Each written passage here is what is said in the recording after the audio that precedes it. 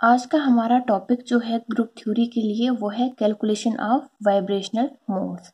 ठीक है, अभी तक आपने करैक्टर टेबल के बारे में जितना भी पढ़ा उसमें कितने कॉलम्स होते हैं और रिड्यूसिबल रिप्रेजेंटेशन कैसे पता करते हैं, इरिड्यूसिबल कैसे पता करते हैं, और फिर रिड्यूसिबल और इरिड्यूसिबल जो आपके पास रिलेशन आता है।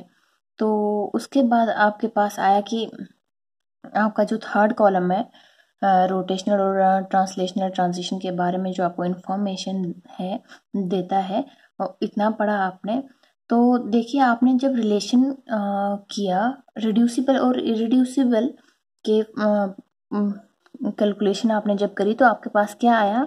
आपके पास आया टोटल, क्या है आपके पास? टोटल मोड्स, या फिर टोटल आप कहेंगे टोटल इरिड्यूसिबल रिप्रेजेंटेशन। आपके पास आई टोटल इरिड्यूसिबल रिप्रेजेंटेशन। वो किस फॉर्म में आपके पास आई? जो आपके पास मुलिकन सिंबल्स हैं, जैसे मैं C2V की एग्जांपल दूं, उसमें आपके पास मुलिकन सिंबल्स 4 होते हैं, A1 A2 B1 B2। ठीक है, और इसके पास जो है यहाँ पे कोई एक नंबर होगा। ठीक है, मान लीजिए ये X है, Y है, ये Z है, और ये कुछ Z डैश मान के चलिए। तो इनको आप क्या कहते हैं? Total irreducible representation. या फिर आप इनको क्या कह सकते हैं? आपके पास देखिए, आपके पास करैक्टर टेबल बताता है कि वहां पे ट्रांजिशंस हो रही हैं। ठीक है, करैक्टर टेबल क्या बताता है? आपके पास ट्रांजिशंस हो रही हैं, और करैक्टर टेबल में जो शो हो रही हैं अभी आपको कॉलम्स में सिर्फ 2 टाइप की ट्रांजिशंस शो हो रही हैं। कौन सी? ट्रांसलेशनल और रोटेशनल। लेकिन आपके पास क्या है? आपके पास वाइब्रेशनल भी होती है। आपके पास ट्रांजिशंस हो रही होती हैं, ट्रांजिशंस आपके पास हो रही होती हैं एक स्ट्रक्चर में। वो क्या हो सकती है? वाइब्रेशनल, ट्रांसलेशनल और रोटेशनल। ठीक है, एक स्ट्रक्चर में इतने टाइप की ट्रांजिशंस आप देखने को मिलती हैं आपके पास। तो क्या बताता है आपका करैक्टर टेबल? ये दो जो टाइप की ट्रांजिशंस हैं उसके बारे में आपका करैक्टर टेबल आपको इन्फॉर्म करता है, बट ये आपके पास नहीं दिया होता है। तो ये जो आपने कैलकुलेट किया रिलेशन से IR और सिंपल रिड्यूसिबल रिप्रेजेंटेशन के बीच, तो ये आपके पास टोटल ट्रांजिशंस होती है। क्या होती है? टोटल ट्रांजिशंस, टोटल ट्रांजिशंस होती हैं ये। इन टोटल ट्रांजिशंस को आप किससे डिनोट करते हैं? 3n से डिनोट करते हैं। इसका मतलब आप कह सकते हैं कि आपके पास जो टोटल IR आया वो आपके पास 3n के बराबर आया, और वो आपके पास क्या है? टोटल मोड्स ऑफ ट्रांजिशन है। ठीक है, तो आपके पास ये टोटल ट्रांजिशन कैलकुलेट करी आपने। आपके पास ट्रांसलेशनल और रोटेशनल भी है, तो अब आप आसानी से वाइब्रेशनल ट्रांजिशंस पता कर सकते हैं। उसके लिए आप क्या करोगे? वाइब्रेशनल को एक साइड रखेंगे, और ये जो बाकी ट्रांसलेशनल और रोटेशनल है ये लेफ्ट हैंड साइड के इस साइड आ जाएगा। तो आपके पास आएगा टोटल ट्रांजिशंस माइनस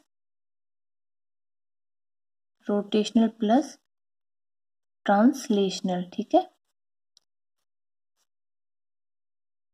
ये साइड आया। तो आपके पास क्या ये फार्मूला आ जाता है जिससे आप क्या कर सकते हैं? अपनी वाइब्रेशनल ट्रांजिशंस का पता कर सकते हैं। अब आप क्या करेंगे? अब आप अभी तक जितना भी आपने कैलकुलेशंस स्टडी करी वो सब C2V को लेके करी, इसलिए मैं इसके लिए भी आपको C2V ही बताऊंगी। तो चलिए, आपके पास क्या आता है? पहले करैक्टर टेबल शो करेंगे। ये आपका करैक्टर टेबल है। जब मैंने इसमें ये आपके पास टोटल क्या आई? टोटल मोड्स आ गए, टोटल मोड्स आ गए आपके पास। ये जो पोर्शन है ये आपके पास क्या है? Total modes.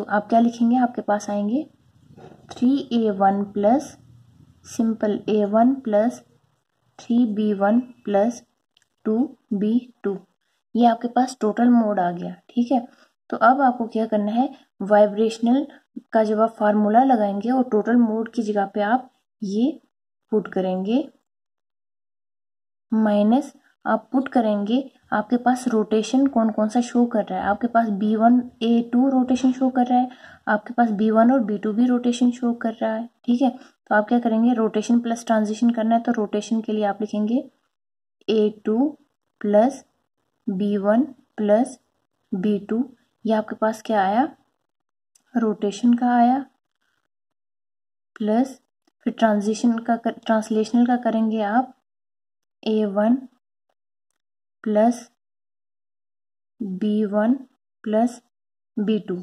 एक बात का आपको ध्यान रखना है, टोटल मोड्स में आपने इनके साथ सिंपल जो नंबर आपको रिलेशन के बाद आया, जो आपने रिड्यूसिबल और इरिड्यूसिबल के टाइम पे रिलेशन के टाइम पे कैलकुलेट किए, ये वो नंबर्स आपने कहाँ पे पुट करने हैं, टोटल मोड्स में।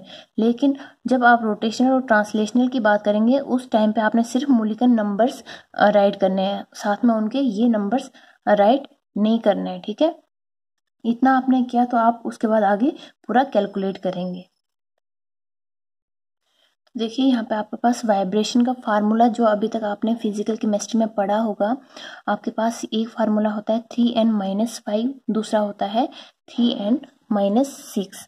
ठीक है, ये 3n क्या है आपको पता तो चला कि आपने जो टोटल IR मोड्स यहाँ पे कैलकुलेट करे, ये 3n वो है, माइनस आपके पास जो ये नंबर है ये आपके पास किसकी समेशन है, रोटेशनल प्लस ट्रांसलेशनल ट्रांजिशंस की समेशन है। ठीक है, तो अगर 3n-5 का फार्मूला लगता है वो लीनियर स्ट्रक्चर के लिए लगता है, अगर आप 3n-6 का यूज कर रहे हैं फार्मूला तो समझ लेना आपके पास स्ट्रक्चर कौन सा है, नॉन लीनियर है। तो उसके बाद आप क्या करेंगे, आप इसको मतलब ऐसे शो कर सकते हैं कि 3n- ये ब्रैकेट में summation of rotation plus translational transitions. तो आप क्या लिखेंगे, आप देखेंगे रोटेशन, मैंने आपको कहा कि रोटेशन और ट्रांसलेशन की जब आप बात करेंगे आप सिर्फ बताएंगे कि कौन कौन सा मूल्यांकन सिंबल रोटेशन और ट्रांसलेशन शो कर रहे हैं, साथ में उनके नंबर नहीं लिखेंगे। ठीक है, तो आपके पास रोटेशन जो है वो शो कर रहा है A2 B1 B2 और ट्रांसलेशन शो कर रहा है B1 B2 और A1, ये यहाँ पर मैंने आपको लिख के बताया। टोटल इरिड्यूसिबल रिप्रेजेंटेशन आपके पास कितनी आई है, जो C2V पॉइंट ग्रुप के नीचे का कॉलम है वो आपकी टोटल इरिड्यूसिबल रिप्रेजेंटेशन है, वो है 3a1 plus 1a2 plus 3b1 plus 2b2। ठीक है, तो आप इस टोटल इरिड्यूसिबल रिप्रेजेंटेशन को 3n से भी शो कर सकते हैं या फिर टोटल मोड्स भी कह सकते हैं। टोटल मोड्स किस चीज के हैं, ट्रांजिशंस के, टोटल मोड्स ऑफ ट्रांजिशंस। उसके बाद आप क्या करेंगे, आप देखेंगे कि अगर आपके पास स्टेप वाइज आपको देखना होगा तो पहले आपको क्या करना है, उसके बाद क्या करना है। टोटल जब आप कैलकुलेशन ऑफ वाइब्रेशनल मोड्स कर रहे होते हैं तो उसके लिए आपको 3 स्टेप्स की ज़रूरत पड़ती है। आपका पहला स्टेप और दूसरा स्टेप है deduce the reducible representation and then reducible and irreducible representation के रिलेशन को आपने डिड्यूस करना है। डिड्यूस रिड्यूसिबल रिप्रेजेंटेशन वो आपको कैसे करना है, आपको याद होगा मैंने पहले भी वीडियोस बनाई है जहाँ पे मैंने आपको बताया था कि आपको कंट्रीब्यूशन पता होनी चाहिए, फिर नंबर ऑफ शिफ्टेड एटम्स या फिर नंबर ऑफ अनशिफ्टेड एटम्स या फिर नंबर ऑफ अनशिफ्टेड एक्सिस करके उसके बाद उन कंट्रीब्यूशन के साथ उनको क्या करना है, मल्टीप्लाई करना है और आपके पास रिड्यूसिबल रिप्रेजेंटेशन आती है। तो वो ये स्टेप है। उसके बाद आप क्या करेंगे, GOT की हेल्प से जब आपके पास ये नंबर्स आ जाते हैं तो आप यहाँ पे मूल्यांकन सिंबल्स अप्लाई कर देते हैं। उसके बाद आप क्या करते हैं, रिड्यूसिबल रिप्रेजेंटेशन और इरिड्यूसिबल रिप्रेजेंटेशन में क्या करते हैं, रिलेशन अप्लाई करते हैं। तो इसके लिए क्या करते हैं, आप नंबर ऑफ मूल्यांकन सिंबल्स पता करते हैं, वो करना भी मैंने आपको सिखाया हुआ है। उसके बाद थर्ड में क्या करते हैं, आप फार्मूला अप्लाई करेंगे वाइब्रेशन का, ये वाला फार्मूला आप अप्लाई करेंगे आपके थर्ड स्टेप में, तो आपके पास वाइब्रेशनल मोड्स आ जाएंगी। तो अब चलिए हम एग्जांपल लेते हैं। करैक्टर टेबल आपके पास बना हुआ है, दैट मीन्स आप क्या कर रहे हैं, C2V पॉइंट ग्रुप को लेके स्टडी कर रहे हैं। एक बात का हमेशा ध्यान रखना, आपके पास ये जो करैक्टर टेबल है, आपके पास करैक्टर टेबल हमेशा अगर C2 पॉइंट ग्रुप है तो ऐसा ही रहेगा, बट जब आपको वाइब्रेशनल मोड्स की स्टडी करनी होगी, या फिर यूं कहें कि आपको क्या कहते हैं, मुल्किन सिंबल्स वगैरह की स्टडी करनी होगी, कितने नंबर हैं क्या है, तो वो आपका ये जो नंबर्स हैं ये डिफर करेंगे आपके पास, ठीक है। क्या करेंगे, ये नंबर ऑफ मुल्किन सिंबल्स डिफर करेंगे, और ये डिपेंड करता है आपने मॉलिक्यूल कौन सा लिया है, ठीक है। क्या किस पे मैटर करता है, आपने कौन सा मॉलिक्यूल लिया हुआ। एक और बात आपको जो ध्यान में रखनी है, देखिए जब आप रिड्यूसिबल रिप्रेजेंटेशन की स्टडी कर रहे होते हैं तो वहां पे मैंने आपको कहा था कि आपके पास 4 सेट्स होते हैं, ठीक है। उनकी बेसिस पे आप रिड्यूसिबल रिप्रेजेंटेशन करते हैं। Cartesian coordinates, 3n coordinates, bonds and then bond angle. तो आपके पास जब वाइब्रेशन की स्टडी मतलब करनी होती है आपको कि कितने आपके पास वाइब्रेशनल मोड्स हैं, या फिर आपका रमन एक्टिव वाइब्रेशनल मोड कौन सा है, IR एक्टिव वाइब्रेशनल मोड कौन सा है, तो उस टाइम पे आपके पास कौन सा सेट आप ले रहे होते हैं, 3n। ये आपको फार्मूले में दिख रहा है, ये वही 3n है। n मतलब number of atoms in this structure, ठीक है। अब आपके पास यहाँ पे ये 3n in the form of molecule symbols आपको दिया हुआ है, बल्कि आप यहाँ पे 3n में नंबर ऑफ एटम्स नहीं बल्कि मॉलिक्यूल सिंबल्स की का यूज करेंगे, ठीक है। तो अब क्या करेंगे, ये जो पॉइंट ग्रुप मैं आपको बता रही हूँ ये वाटर को लेके बता रही हूँ, ठीक है। इस बात का हमेशा ध्यान रखना कि एग्जाम्पल किसकी ले रहे हैं हम, C2V character table for water, ठीक है।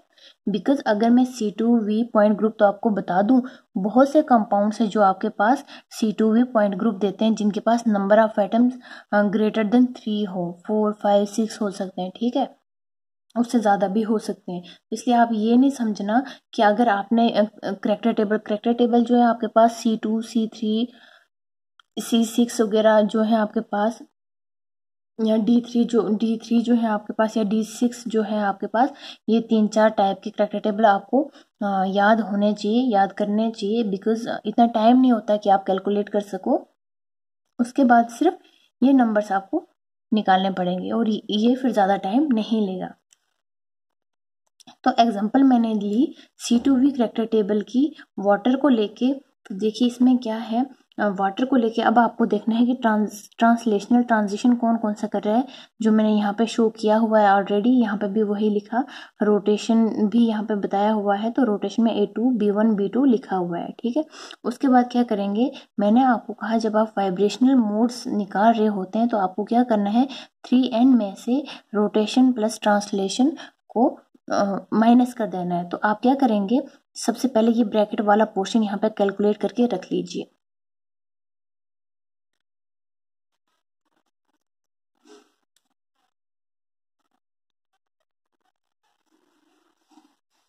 तो ये हमने यहाँ पे रोटेशन प्लस ट्रांसलेशनल ट्रांजिशन को लेके समेशन करनी शुरू कर दी, जिसमें आएगा A1 plus B1 plus B2 plus A2 plus B1 plus B2। तो आपके पास क्या आया, एक A1 आया, एक A2 आया, B1 आपके पास 2 आ रहे हैं, आप लिखेंगे 2B1, B2 आपके पास 2 आ रहे हैं तो लिखेंगे 2B2। तो ये आपके पास क्या आ गया, ये आपके पास आ गया रोटेशन प्लस ट्रांसलेशनल ट्रांजिशंस। अब आप इसको माइनस करेंगे 3n में से, जो कि आपके पास 3n क्या है, 3A1, A2, 3B1, 2B2 है।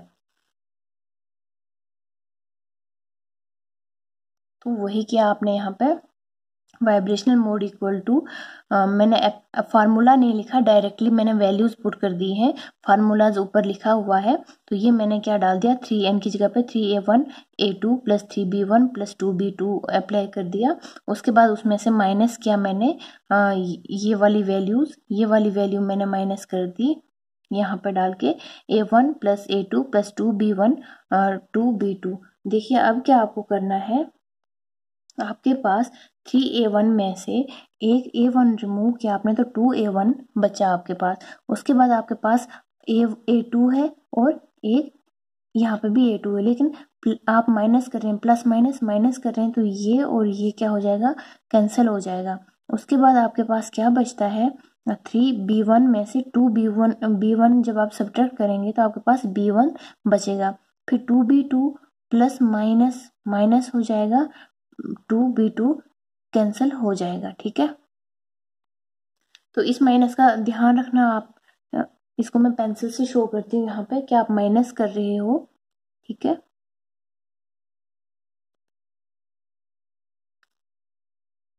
माइनस कर रहे हो। ठीक है, तो आपके पास क्या आया, टोटल वाइब्रेशनल मोड्स आपके पास कितने आए, 2A1B1। ठीक है, तो टोटल आपके पास 3 आए, जो 2 है A1 और 1 है B1। अब आपको देखना है कि आपके पास वाइब्रेशंस कितने टाइप की होती है। ठीक है, देखिए वाइब्रेशन जो है, वाइब्रेशन में आपके पास आई आर भी आपको वाइब्रेशन देता है। ठीक है, आई आर भी आपको क्या देता है, वाइब्रेशन देता है। और आपके पास जो रमन होता है, रमन प्रोसेस में भी आपके पास क्या होता है, वाइब्रेशंस हो रही होती है। जैसे रमन रोटेशन भी करता है, वाइब्रेशन भी करता है। ठीक है, और दोनों साथ में रोटेशन और वाइब्रेशन भी करता है।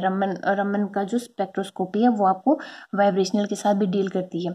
तो इसका मतलब आप कहेंगे आपका जो वाइब्रेशनल है वो क्या है, आई आर एक्टिव है और साथ में रमन एक्टिव भी है। ठीक है, तो यहाँ पे आप देखेंगे आपके पास जो करेक्टर टेबल है, 2A1 और B1 क्या है, कहाँ पे है, 2A1 आपका जो A1 है, ये A1 जो है आपके पास, ये क्या है, देखिए रमन के लिए तो यहाँ पे प्रेजेंस है, इसका मतलब रमन एक्टिव है। साथ में यहाँ Z है तो यहाँ भी Z है, ये ऐसे करके है। ठीक है, यहाँ पे माइनस नहीं है, ये क्या है, जेड भी है, मतलब ये आई आर एक्टिव भी है A1 और रमन एक्टिव भी है। उसके बाद आपके पास B1 प्रेजेंट है, तो B1 में क्या है, X यहाँ पे है, X यहाँ पे भी है। और साथ में आई आर एक्टिव के लिए सेम एक्सिस जो है दोनों कॉलम्स में होनी चाहिए और वो भी पूरा फॉलो किया जा रहा है। दैट मीन्स आपका B1 और A1 दोनों क्या है, आई आर एक्टिव भी है और रमन एक्टिव भी है। तो इस तरीके से आप अपनी वाइब्रेशनल मोड्स की स्टडी कर सकते हैं, ऐसे करके कैलकुलेट कर सकते हैं।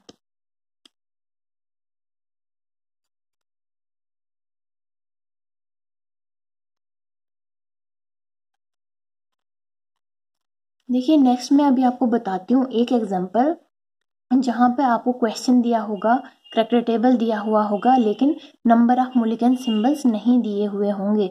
तो उस टाइम पे आपको क्या करना है, उस टाइम पे आपने पहले रिड्यूसिबल रिप्रेजेंटेशन का पता करना है कितनी है, उसके बाद नंबर ऑफ मोलिक्यूल सिंबल्स पता करने हैं, फिर उनके बीच क्या करना है, रिलेशन चेक करना है, और फिर आप क्या करेंगे, अप्लाई करेंगे आपके फार्मूले को। तो चलिए नेक्स्ट एग्जाम्पल देखते हैं हम। तो आपके पास क्वेश्चन ऐसे होगा, how many I R active modes are there in pyridine. आपके पास पायरिडीन है, पायरिडीन के लिए आपके पास C2V इन्होंने पॉइंट ग्रुप बताया हुआ है और पूछ रहे हैं कि आई आर एक्टिव कितने हैं। ठीक है, कितने आई आर एक्टिव है। अब कई कई बच्चे क्या करते हैं, जल्दी में देख के गलती कर देते हैं, भाई यहाँ पे Z है, यहाँ भी Z है, A1 क्या है, आई आर एक्टिव है, देन ये यहाँ X है, यहाँ X है, यहाँ भी Y है, यहाँ भी Y है। दैट मीन्स आपके पास आई आर एक्टिव कितना है, A1 है, B1 है, B2, और सीधे बिना ये सोचे समझे कि आपको अभी यहाँ पे ये वैल्यूज पुट करनी है। आपके पास मोलिक्यूलर सिंबल B2 है तो कितने टाइम है, B1 है तो कितने टाइम है, A2 है तो कितने टाइम है, और A1 है तो कितने टाइम है।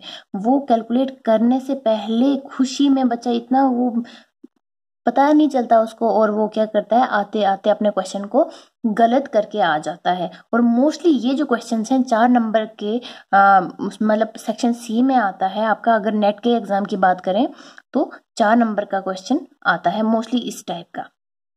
तो इसके लिए आपको ऑप्शन दिए हुए हैं कि total I R active modes 27 है, 24 है, 13 है या 30। तो ये अगर यहाँ पे साथ में वो जानते हैं कि बच्चे ऐसी बेवकूफ़ी कर सकते हैं, तो आपके पास कहीं इनमें से कोई एक कैंसिल करके वो वहाँ पे 3 भी लिख सकते हैं।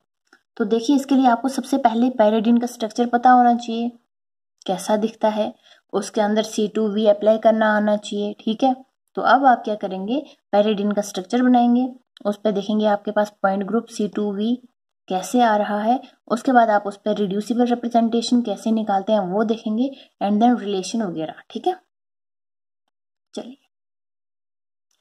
ये आपके पास है पायरिडीन का स्ट्रक्चर। ठीक है, पायरिडीन का स्ट्रक्चर आपके पास ऐसे में होता है। अब देखिए, अब आप इसको क्या करेंगे, जब आप इसको कोई भी एक्सिस पे लेके, आप किस एक्सिस पे लेके इसको इक्विवेलेंट पा सकते हैं। देखिए, अगर मैं इनको बोलूं hydrogen of right hand side, और इनको मैं इस ये आपका सेंटर मान के चलूं, ये एक्स एक्सिस मान के चलूं, और ये जो पॉइंट है ये आपको एज ए जेड एक्सिस होगा, या फिर वाई एक्सिस मान के चलिए आपका, और ये जो ऊपर की ओर जा रहा है ये मैं वाई एक्सिस मान के चलूंगी। ठीक है, ये वाई एक्सिस, और पॉइंट जो है वो as a Z centre, because straight है ऊपर से तो वो आपको एज ए डॉट ही दिख रहा होगा। तो आपके पास एक्स एक्सिस शो हो रही है, वाई एक्सिस शो हो रही है, और डॉट आपके पास क्या है, डॉट आपके पास जेड एक्सिस है। देखिए आपको कितना रोटेट करना है, C2 मीन्स 180 डिग्री आपको रोटेशन शो करनी है। देखिए अगर मैं जेड को लेके रोटेशन करूं, अगर मैं z को लेके रोटेशन करूं, इसको घुमाऊं, तो आपके पास क्या आएगा, आपके पास हमेशा 180 डिग्री पे जब आप रोटेट करते हैं तो अपोजिट डायरेक्शन पे आपकी शिफ्टिंग हो जाती है। तो अब मेरा नाइट्रोजन जो है, अगर मैं z एक्सिस के अलोंग रोटेशन करवाऊं तो n ऊपर आ जाएगा। ठीक है, और आप जानते हैं ग्रुप थ्योरी में आपको आइडेंटिकल ई के थ्रू मिलता है, और उसके अलावा आपको इक्विवेलेंट स्ट्रक्चर मिलना चाहिए। अगर n ऊपर आ जाएगा तो क्या वो इक्विवेलेंट होगा, नहीं होगा। दैट मीन्स आपको z एक्सिस पे रोटेशन नहीं करवानी है। तो देखिए उसके बाद z एक्सिस, ये x एक्सिस को लेके अगर मैं रोटेट करवाऊं, ठीक है, मान लीजिए मैंने यहाँ पे इसके साथ एक कोई रॉड लगा दी, स्टिक लगा दी, और उसको x एक्सिस मान के ऐसे रोटेट करवा दिया। मान लीजिए ये देखिए ये आपकी एक्स एक्सिस है, तो मैं इसको अगर रोटेट करवाऊं 180 डिग्री, तो इसका पेन का जो ढक्कन की ये जो है स्टिक जैसी यहाँ पे, ये 180 डिग्री जब मैं रोटेट कराऊंगी तो अपोजिट डायरेक्शन में आ जाएगा, ऐसे करके आ जाएगा। ठीक है, तो आपके पास इक्विवेलेंट स्ट्रक्चर नहीं मिलेगा, बिकॉज जो आपके पास अपर साइड पे यहाँ हाइड्रोजन है और लोअर साइड पे यहाँ पे नाइट्रोजन है, बट आपके पास रिजल्टेंट जो आएगा यहाँ पे लोअर साइड पे हाइड्रोजन आ जाएगा और एन आपका अपर साइड चला जाएगा। दैट मीन्स ना आप एक्स एक्सिस पे रोटेट करवा सकते हैं, ना ही आप जेड एक्सिस पे रोटेट करवा सकते हैं। तो आपको रोटेशन किस एक्सिस के दो बिलोंग करनी होगी, वाई एक्सिस को लेके। ठीक है, ये आपके वाई एक्सिस है, ये आपके हाइड्रोजन्स हैं, तो आप क्या करेंगे, इसको 180 रोटेट किया, ये ऐसे हो गए। ठीक है, because hydrogen hydrogen hydrogen hydrogen same चीज है, आपको इक्विवेलेंट स्ट्रक्चर मिल सकता है, बिकॉज जो चीज डिफरेंट है वो अपनी ही जगह पर टिक रही है। देखिए ये रिजल्टेड फॉर्म है, नाइट्रोजन यहाँ से शिफ्ट नहीं हुआ और ये हाइड्रोजन शिफ्ट नहीं हुआ। आपके पास जो शिफ्ट हुए तो वो ऐसे करके दिख रहा है, तो ऐसे लग रहा है ये इक्विवेलेंट है, ऐसे लग रहा है इक्विवेलेंट है, बिकॉज हाइड्रोजन तो एक जैसे हैं, सिर्फ पहचान के लिए आपने क्या किया, नंबर यहाँ पे दे दिया। ठीक है, तो ये आपके पास क्या हुआ, ये आपके पास इक्विवेलेंट स्ट्रक्चर आया। किस एक्सिस पे आपने रोटेट किया, वाई एक्सिस पे रोटेट किया। ठीक है, तो आप क्या देखेंगे, 3n को लेके आपको मैंने अभी पीछे बताया कि आप स्टडी किसको लेके करते हैं, किस बेसिस को लेके करेंगे यहाँ पे स्टडी, बेसिस सेट आपके पास 3n होगा, 3n होगा। ठीक है, तो 3n means number of atoms, तो यहाँ पे जो अनशिफ्टेड है, अनशिफ्टेड आपको एटम्स के बारे में स्टडी करनी है, अनशिफ्टेड एटम्स। ठीक है, जब आपके पास आइडेंटिकल एलिमेंट आप अप्लाई करते हैं तो आपके पास कोई भी चेंज नहीं होती है, बिल्कुल ऐसे लगेगा आप इस स्ट्रक्चर को देख रहे हैं। तो जो एटम जहाँ पे है वहीं पे दिखता है, आपको कोई भी शिफ्टिंग नहीं दिख रही होती। तो टोटल एटम देखिए कितने हैं आपके पास, पायरिडीन में 11 होते हैं, 6 तो ये रिंग वाले एंड 5 हाइड्रोजन। तो टोटल एटम्स कितने हैं, टोटल एटम्स 11 है आपके पास। तो आइडेंटिकल के नीचे, ये आइडेंटिटी के नीचे क्या आएगा, यहाँ पे 11 आ जाएगा। उसके बाद आपने जब C2 यहाँ पे क्या किया, अप्लाई किया, देखिए ये हाइड्रोजन, ये कार्बन और ये नाइट्रोजन अपनी जगह रहा, बाकी सब शिफ्ट हो गई। राइट हैंड साइड के हाइड्रोजन लेफ्ट हैंड साइड आए और लेफ्ट हैंड साइड के राइट हैंड साइड आए, लेकिन जो 3 है वो अपनी ही जगह पर रहे। तो अनशिफ्टेड कितने रहे, 3। Then sigma M means molecular plane, means आपने क्या करना है, आपका जो मॉलिक्यूल है उसको सेंटर में से काटते हुए चलना है ताकि हर एटम के 2 हिस्से हो जाएं, ठीक है। तो मैं इसको एज ए प्लेन पे आपको अभी स्ट्रक्चर दिख रहा है, मैं इसको ऐसे करके काटूंगी तो जो आपका जिस एक्सिस पे था, जो जिस पोजीशन पे था वो वहीं पे टिका रहेगा, कोई शिफ्टिंग नहीं दिख रही होगी। तो आपके पास कितने आए यहाँ पे, अनशिफ्टेड जितने हैं टोटल एटम्स उतने ही आते हैं, दैट मीन्स 11। नाउ अब हम बात करते हैं वर्टिकल प्लेन की। तो वर्टिकल आपके पास ये प्लेन है, ठीक है। वर्टिकल मीन्स क्योंकि ये आपकी एक्सिस है, जब इसके पैरेलल आप कोई प्लेन अप्लाई करते हैं तो वो क्या कहलाता है, वर्टिकल प्लेन कहलाता है। तो मैंने इस मॉलिक्यूल को ऐसे करके प्लेन डाल के काटा, तो आपके प्लेन ने कितने एटम्स को क्या किया, अनशिफ्ट किया, मतलब कितने एटम्स को वहीं पे रखा। तो 3 आ गया आपके पास। यहाँ पे कितने एटम्स को डिस्टर्ब कर रहा है, देखिए प्लेन का मतलब कितने एटम्स को वो टच कर रहा है। जब आपने मॉलिक्यूलर प्लेन अप्लाई किया तो वो सारे एटम्स को टच कर रहा था प्लेन, तो 11 यहाँ पे आया। जब आपने वर्टिकल प्लेन डाला, वर्टिकल प्लेन करते टाइम इस हाइड्रोजन को टच कर रहा है, इस कार्बन को टच कर रहा है, एंड देन इस नाइट्रोजन को टच कर रहा है आपका plane, sigma V। That means आपके पास 3 आ जाएगा यहाँ पे। ये आपके पास काई है, मतलब कंट्रीब्यूशन, हर एलिमेंट की कंट्रीब्यूशन, ये आप मैट्रिक्स की हेल्प से कैलकुलेट करते हैं। मैंने आपको कहा सिंपली आप याद कीजिए, आपके पास E के लिए 3 आता है, C2 के लिए -1 आता है, और सिग्मा कोई भी हो, कोई मैटर नहीं करता है, वो सिग्मा M है, सिग्मा V है, सिग्मा H है या सिग्मा D है, आपके पास एक ही आएगी इसकी कंट्रीब्यूशन। प्लेन की कंट्रीब्यूशन कितनी आती है, एक ही आती है, ठीक है। उसके बाद आपको क्या करना है, आपने इनको मल्टीप्लाई करना है, फर्स्ट रो को सेकंड रो के साथ क्या करना है, मल्टीप्लाई करना है। आपके पास क्या आएगा, 11 3s are 33 -3 11 3। ये आपके पास क्या आ गई, रिड्यूसिबल रिप्रेजेंटेशन। कितने डी आपके पास अभी आया, रिड्यूसिबल रिप्रेजेंटेशन। आपके पास जो आइडेंटिटी के नीचे होती है वो क्या कहलाती है, डायमेंशन कहलाती है। तो ये आपके पास 33 डी आ गई, ठीक है। तो आपको वो क्वेश्चन पूछ सकते हैं कि कितने डी है, कितनी डायमेंशन आपके किसी पॉइंट ग्रुप की विद, आपने साथ में उन्होंने आपको क्या करना है, स्ट्रक्चर का नाम भी बताना है, तो आप बताएंगे भाई इतने डी आपकी डायमेंशन आ गई। इतना करने के बाद आपको क्या करना है, अब आपके पास रिड्यूसिबल रिप्रेजेंटेशन आ गई।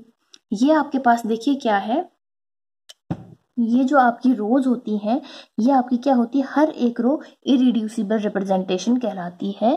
जो जब आपके पास मोलिक्यूलर सिंबल नहीं होता तो तब आप क्या कहते हैं कि ये क्या है, इरिड्यूसिबल रिप्रेजेंटेशन है। ये क्या है, इरिड्यूसिबल रिप्रेजेंटेशन। IR2 ये 1, ये IR3, ये IR4। तो देखिए ये IR आपके पास इंफ्रारेड रेज नहीं है, ये IR आपके पास इरिड्यूसिबल रिप्रेजेंटेशन है। तो आपको अब क्या करना है, अब आपको इस रिड्यूसिबल रिप्रेजेंटेशन को, यानी इस रो को सिर्फ आपको लेना है और इसके हर रो के साथ क्या करवाना है, मल्टीप्लाई करवाना है। उससे आपको क्या मिलेगा, उससे आपको पता चलेगा कि नंबर ऑफ ये जो आपके पास मोलिक्यूलर सिंबल्स हैं कितने हैं, ठीक है। इसके लिए आपके पास फार्मूला आएगा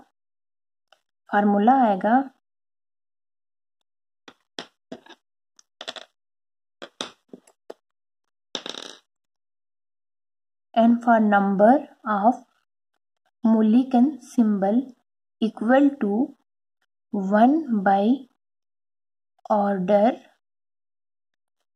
summation coefficient of each element and multiplication for each element with respect to reducible representation and irreducible representation. आपको क्या करना है, ये ब्रैकेट, आप एक बड़ी ब्रैकेट अप्लाई करेंगे, उसके बाहर ऑर्डर निकालेंगे, बिकॉज ऑर्डर हर एक के साथ सेम होगा, तो इसको आपने कॉमन लिया ऑर्डर को, ठीक है। फिर आप क्या करेंगे, हर एलिमेंट को लेके ये फार्मूला अप्लाई करेंगे और हर एलिमेंट का जो ये सिस्टम आएगा उसको सम करेंगे, ये समेशन का सिंबल है, ठीक है। तो चलिए अप्लाई करते हैं और देखते हैं हमारे पास in case of pyridine A1 A2 B1 B2 कितना कितना आता है।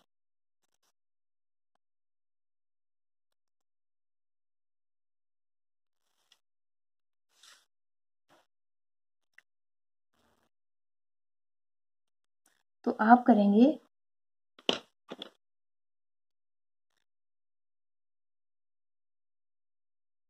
Number of A1 equal to 1 by order C2V के लिए 4 होता है, 4 ब्रैकेट स्टार्ट। नाउ आपके पास कोफिशिएंट क्या है, 1 1 1 1, ठीक है।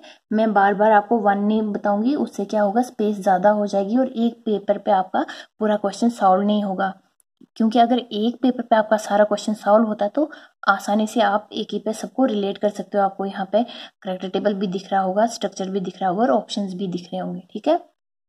तो देखिए क्या करेंगे, आपके पास मैं n की जगह पे अभी 1 मान के चलती हूँ या फिर कुछ भी नहीं लिखती हूँ, तो सिर्फ क्या यूज करेंगे, बिकॉज n आपके पास 1 है, लिखे ना लिखें कोई जरूरत नहीं।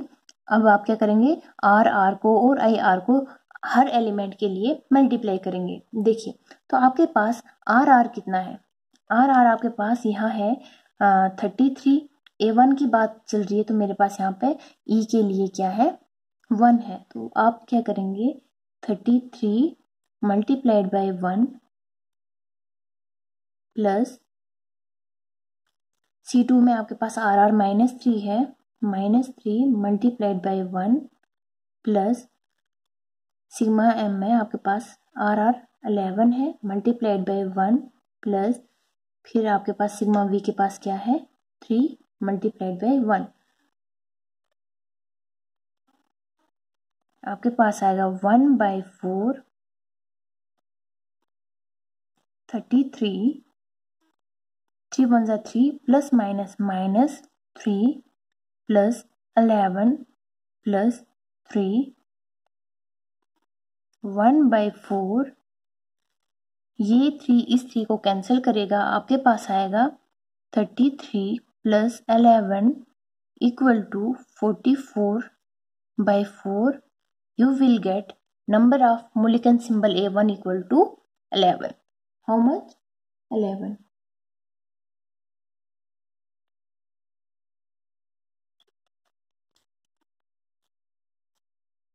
आपके पास A1 कितना आया, 11 आ गया।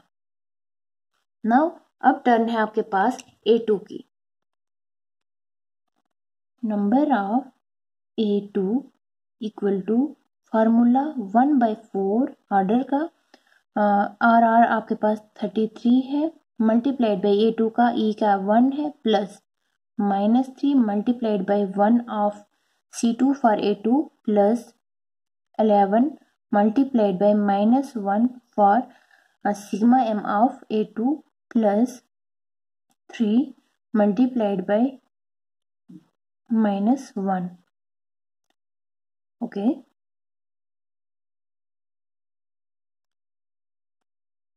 (1/4) 3 -3 -11 -3.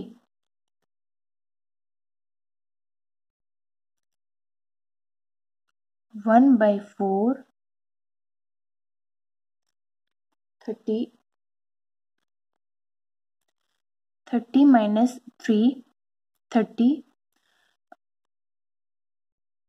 and -11 -3 you get -14.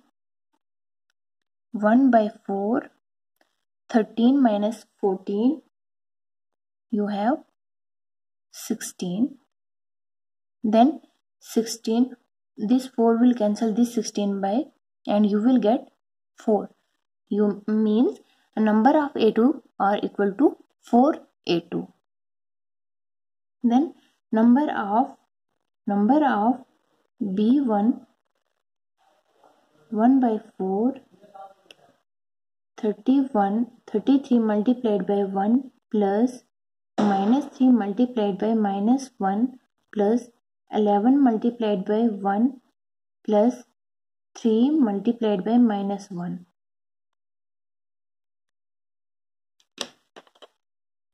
You will get 1 by 4 33 minus minus. In case of multiplication we get plus. ठीक है, 3 plus 3 plus 11 minus 3. Sorry, this is 3 only. Now this 3 will cancel this 3 and you will get 1 by 4 36 plus, because 11 minus 3 is equal to 8 and you have here sign plus with greater number, we will use here plus 8. Then here 1 by 4 you will get b1 equal to 11. b1 equal to 11. Now last one is number of b2 equal to 1 by 4 33 multiplied by 1 plus minus 3 multiplied by minus 1 plus 11 multiplied by minus 1 plus 3 multiplied by 1. 1 by 4 33 plus 3 minus 11 plus 3, 1 by 4 you will get 36 minus 8 equal to 28 by 4 equal to 7. Now what you have, total IR equal to 11A1 plus 4A2 plus 11B1 plus 7B2. This is total modes. Now first you check which Mulliken symbol shows IR activity. Now which Mulliken symbol shows IR activity? A1, B1, B2. You will write here IR activity. IR activity is shown by A1, then B1 and B2. Now take from this A1, B1, B2 with numbers and sum it. 11 11s are 22. Now first you have to calculate vibrational degree. Vibrational degree of freedom, or you can say vibrational modes. These are the total modes. First you have to calculate vibrational. From this you can subtract the rotational minus translational.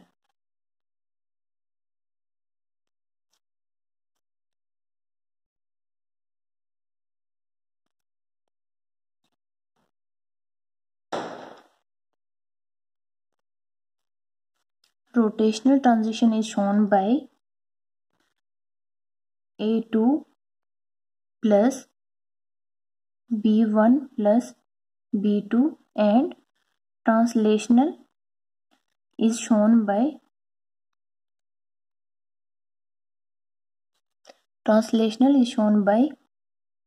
A1 plus B1 plus B2.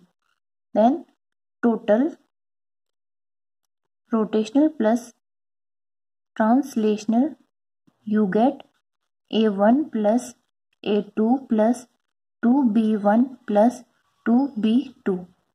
Now vibrational modes is equal to total modes minus rotational plus translational. Now write the number from total here and then this value put here.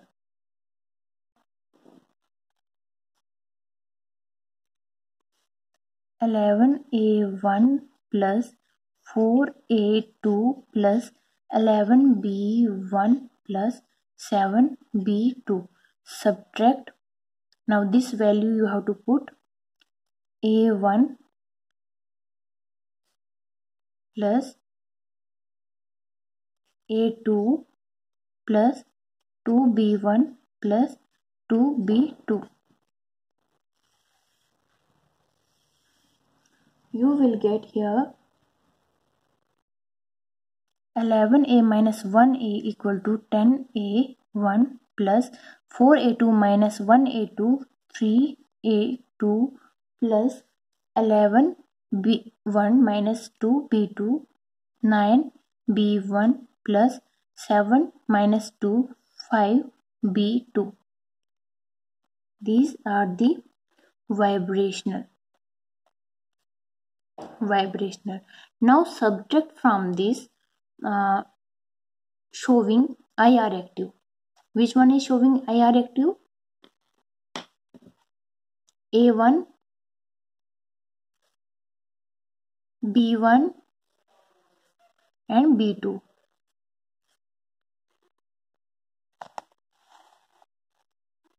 These are IR active.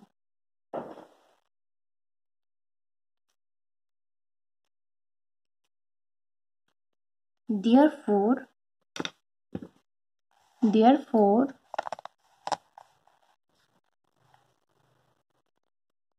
total IR active modes equal to 10A1 plus 9B1 plus 5B2. Now 9 plus 10, 19 plus 5, 24. These are 24 modes which are IR active. Now in option you have 27, 24, 13 and 30. 24 IR active, then this is the right answer.